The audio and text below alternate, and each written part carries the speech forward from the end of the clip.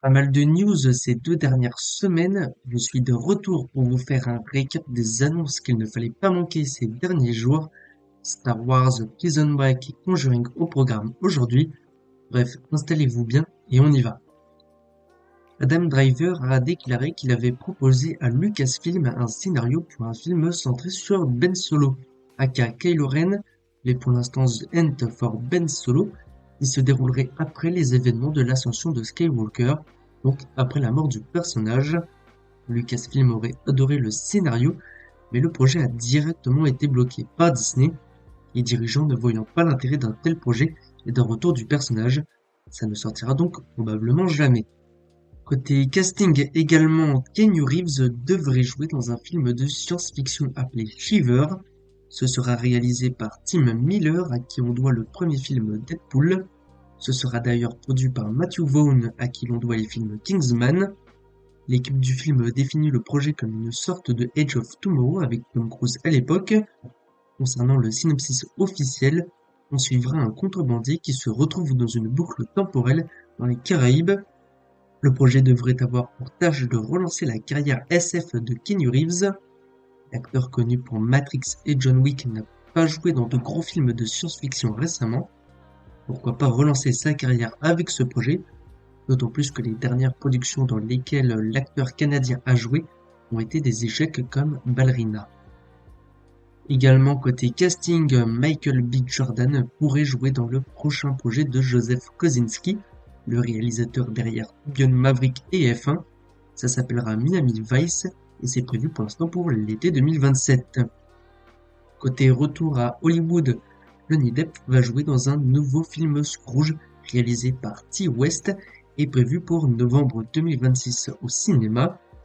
Au-delà du casting, il y aura 2 adaptations de Scrooge au cinéma en 2026, celle-là donc, mais aussi une réalisée par Robert Eggers.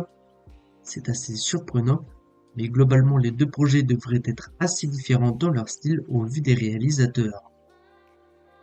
Côté collaboration, Guy Ritchie et Jason Statham referont équipe dans un projet mystérieux intitulé Viva la Madness.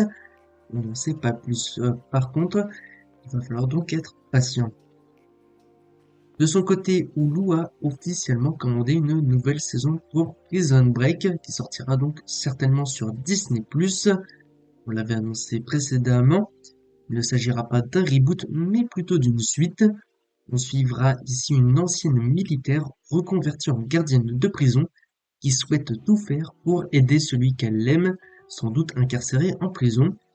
On a déjà eu un peu de casting pour cette série qui ne devrait pas trop tarder à arriver, peut-être fin 2026 avec un peu de chance. Côté image, on a eu un trailer pour la 5e saison et saison finale à Stranger Things qui sortira sur Netflix à partir du 27 novembre prochain et qui sortira lui au cinéma en février prochain. On a eu un trailer pour Scream 7, le film d'horreur à succès. On passe à un gros segment côté animation puisqu'il y a eu pas mal d'annonces. D'abord, une suite au film Les Mitchell contre les machines a été annoncée par Netflix. Le premier opus avait déjà été un gros succès en 2021. Par contre, à voir quand ça sortira, sûrement en 2027 au mieux. Ça fait quand même 6 ans d'attente entre les 2 projets. Beaucoup d'attentes donc entre les 2 films. Le succès risque donc d'être difficile à trouver. De son côté, Warner Bros. Animation a annoncé et daté un film d'animation Hello Kitty pour le cinéma en juillet 2028. On a largement le temps. De son côté, Aardman, le studio derrière Chicken Run et Wallace et Gromit, a annoncé un nouveau film Shaun le Mouton, intitulé The Beast of Mossy Bottom. C'est prévu pour Halloween 2026. Côté série d'animation, Crash Bandicoot, le célèbre jeu vidéo, devrait avoir une adaptation en série animée, préparée par le studio d'animation qui s'est notamment occupé de Sonic Prime pour Netflix. Côté série un peu plus pour adultes, un crossover entre G.I. Joe et Transformers a été annoncé en série d'animation. Ça arrive bientôt et ça sera tiré des comics du même genre. Côté série télévisée et plus précisément sur Disney+, la plateforme a officiellement commandé une 6e saison pour Only Murder in the Building. bonne nouvelle, ça se déroulera à Londres. Et par contre, mauvaise nouvelle pour Doctor Who, Disney Plus a abandonné la série après des années difficiles qui se sont soldées par un gros échec, alors que c'était censé être un projet ambitieux à l'international. Les droits reviennent donc totalement à la BBC. Juste à voir où la série sera diffusée en France à l'avenir suite à la rupture de ce contrat. La série n'est-elle pas totalement abandonnée? La BBC a déjà annoncé un spécial pour Noël 2026 et un retour de la série un peu plus tard. À voir par contre s'ils garderont le même docteur ou s'ils changeront d'acteur pour la suite. À voir donc à l'avenir pour cette série considérée comme culte. Côté cinéma et concernant l'adaptation au cinéma du jeu Call of Duty, Paramount, qui a récupéré les droits dernièrement, a engagé le créateur de la série Yellowstone, Taylor Sheridan, et le réalisateur Peter Berg pour écrire et produire un film sur la licence de jeu de guerre. Par contre, il va falloir quand même attendre un moment pour voir un projet sortir, potentiellement au cinéma, mais ça parlait aussi d'un projet télévisé, à voir donc. Enfin, je l'ai teasé en introduction, on va parler de Conjuring et de l'avenir de cet univers, puisque oui, un nouveau projet dans le Conjuring Universe est en développement. On rappelle le dernier film Conjuring, à savoir le quatrième opus sorti en septembre, a conclu la première partie de cet univers.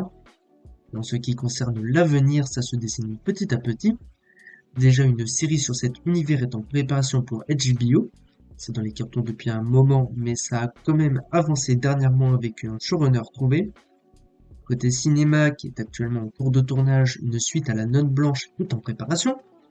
Pour ce projet, juste changement de réalisateur, ce ne sera finalement pas Michael Chaves qui s'en occupera, mais Santiago Mele. Pour en revenir à ce nouveau projet, un film sur les jeunes Warren est donc en préparation. Pour l'instant, on n'en est qu'aux prémices du projet. Ce n'est pas prêt de sortir et ça pourrait même jamais voir le jour. Il va falloir être patient pour les fans de cet univers. Voilà, c'était tout pour les actualités pop culture qu'il ne fallait pas manquer de ces 2 dernières semaines. On passe à notre traditionnel point box-office, pardon. 2 films cette semaine. D'abord Tron Ares qui en est à 133 millions de dollars au box-office monde. C'est simple, c'est un énorme flop pour ce film de Disney qui va sans doute vouloir se rattraper avec Zootopie 2 qui sortira fin novembre.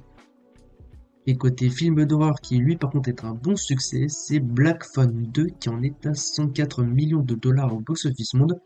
C'est un bon succès pour ce film d'horreur réalisé par Scott Derrickson. Voilà, c'était tout pour ce récap des annonces qu'il ne fallait pas manquer de côté pop culture. Moi, je vous dis rendez-vous la semaine prochaine pour retrouver un peu de rythme. Bref, portez-vous bien et à bientôt.